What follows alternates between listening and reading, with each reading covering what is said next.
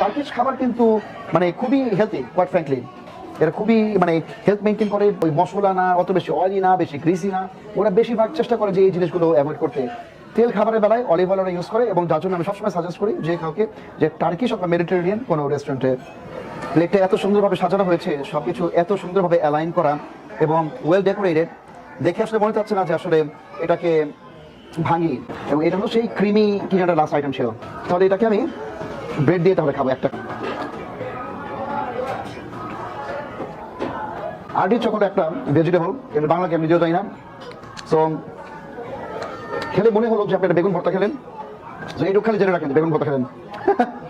তারপর হলো creamy yogurt.